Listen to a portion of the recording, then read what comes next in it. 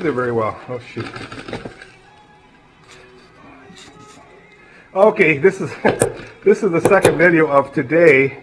It stops and then it starts up again when it hits like say 23 minutes.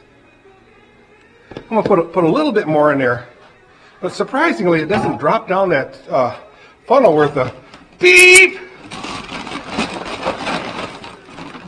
I hate that when that happens. I mean, you'd think it'd just drop right in there. Unless I would have to get a bigger funnel.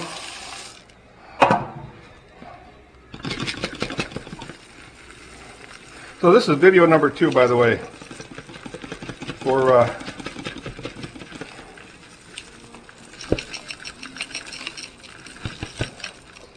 today. Again, it's the 16th today. Tomorrow is Sunday, the 17th.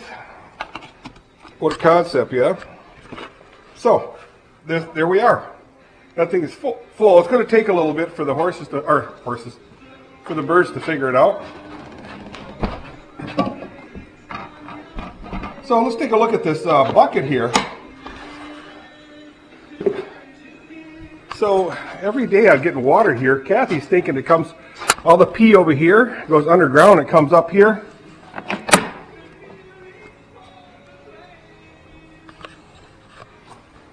And so it's draining out of this bucket somewhere. I see cracks here. Maybe they go down a bit. And you can see a wet spot along the wall. See that right there? So, the day in the life of a horse farmer, a Frisian horse farmer. I'm a farmer. Turn the lights out. Bingo, bango. And what did I do with my glove? I hope oh, there it is. You gotta be careful with these gloves. Now this is a different style glove that I bought. These have the Velcro right here, the gauntlet. Got Velcro on there, tightens it up. I purchased this, check this out, 12/29, which is my birthday, 2020. This is set number 3.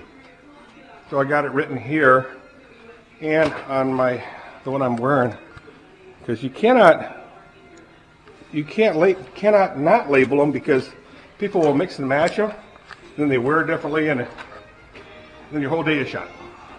Get the wrong set of gloves and your whole day is shot. That's not right. So, hey, let's take a look at my manure pile. The other day I did bring one heavy load all the way to the woods, but kind of had trouble crawling up the hill, the main hill. So there's my fresh stack, and there's a stack back there. Usually I dump it over here in a corner, and by the December time it goes about this far, where that split is, and then it slowly works its way this way, and I have to bring it away. But sadly I can't bring it on the woods right now until the ground dries. Well, at least the snow is off of it and the ice, because it was icy. So my plan for today is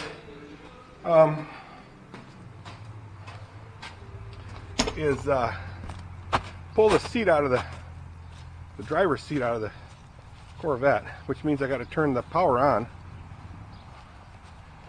and then bring the seat all the way back, take the front nuts out, screws out, and oh shoot, I got this bucket scooper yet, and then run it the other way and take the rears off. So,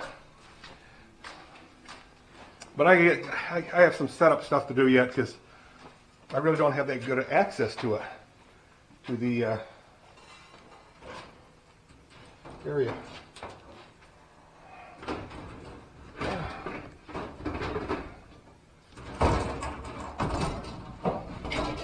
So let's take a look what's got to happen.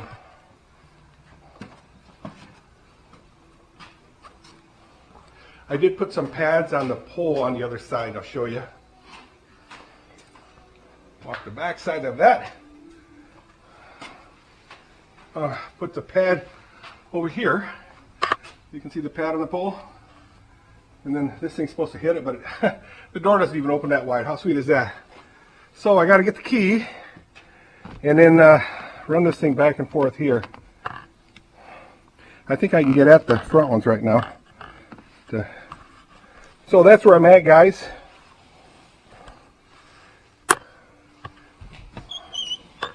Looks like it's all the way back, so let me loosen the front ones, get rid of the screws out of there, and then go for the back ones. Bring the seat all the way forward.